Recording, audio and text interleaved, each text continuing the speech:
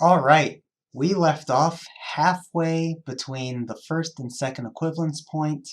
Now let's titrate to that second equivalence point.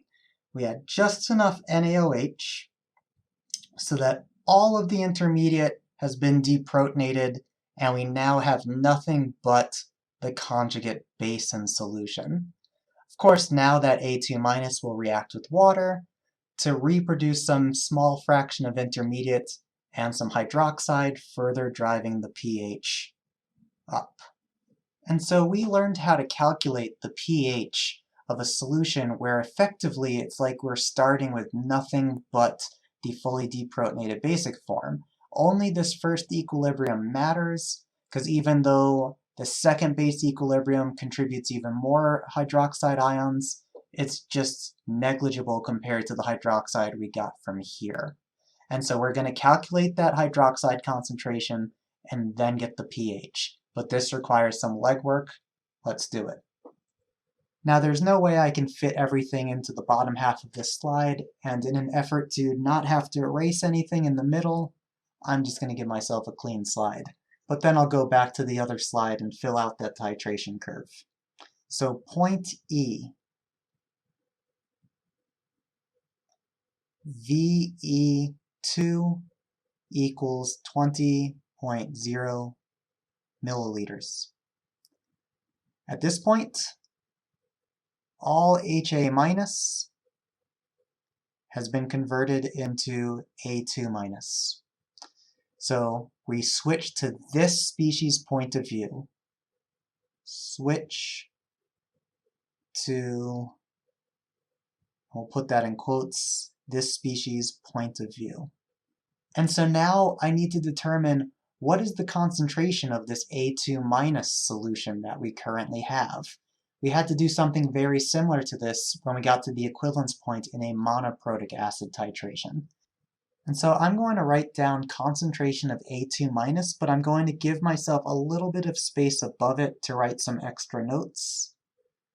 So I'll write A2- concentration down here.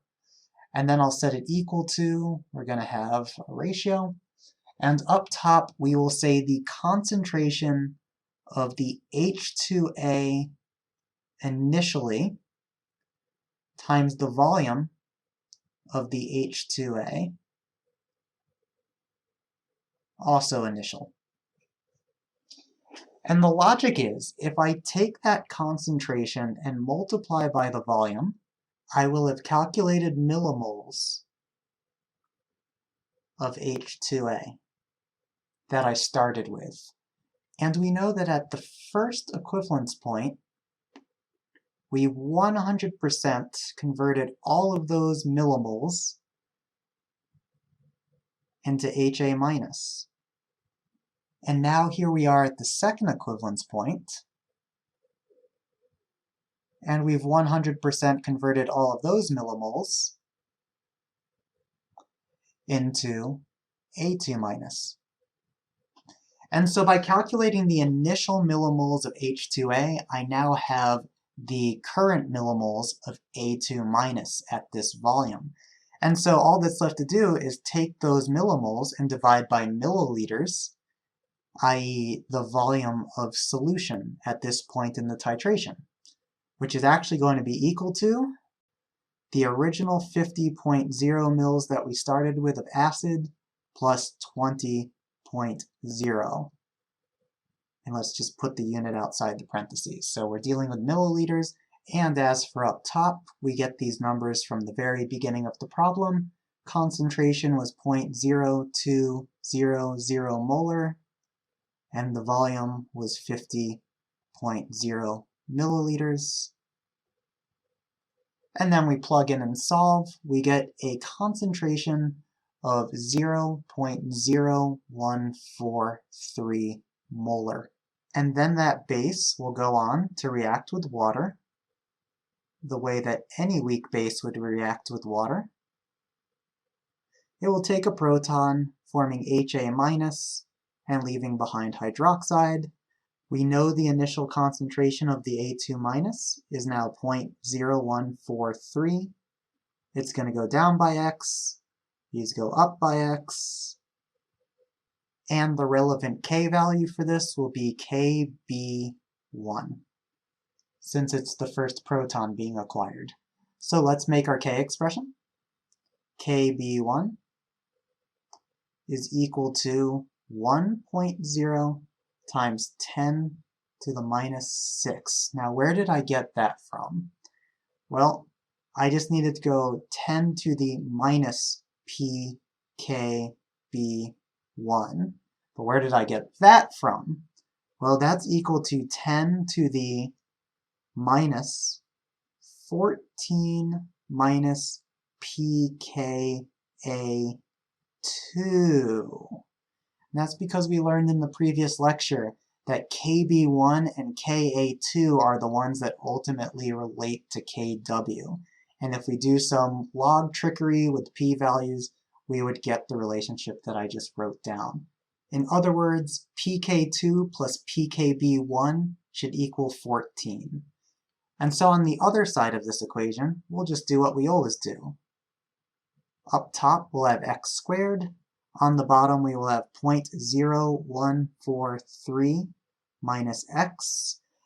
This time, unlike when we did point A, the small x approximation actually works. Notice this number here is over 1,000 times larger than the k value. This is a pretty good indication that we can small x it. So let's do that. Small x.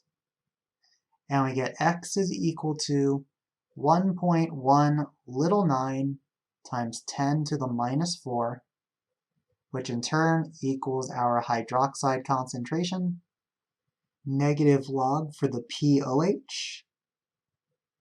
Furthermore, subtract that POH from 14, and we get pH is equal to 10.08. 10.08. So lots of legwork for the second equivalence point, but that's definitely the worst part of the whole titration. So let's add that value to our titration curve.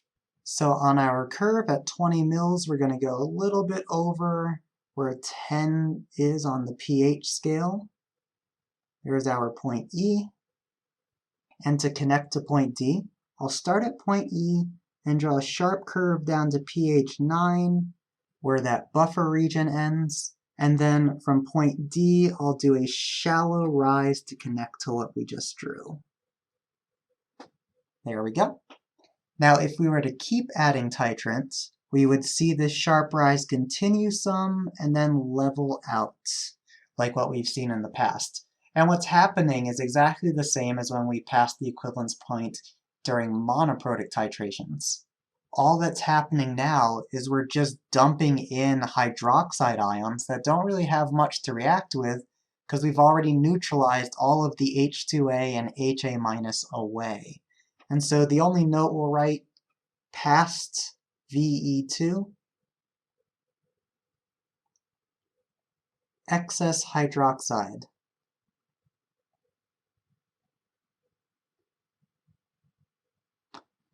And we deal with it the same way we would a monoprotic titration. Same as monoprotic titration.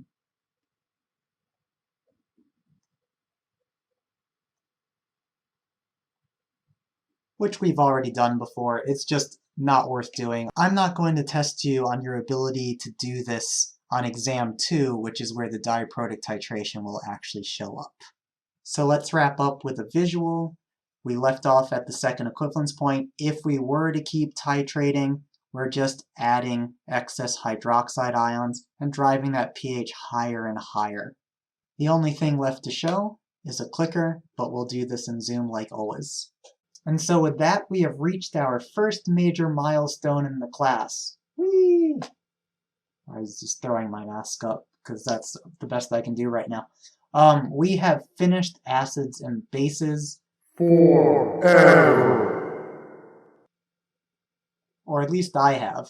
You still have to deal with today's material in a future homework and exam too. But I'm done, and you should still be happy. We're moving on to new territory next lecture.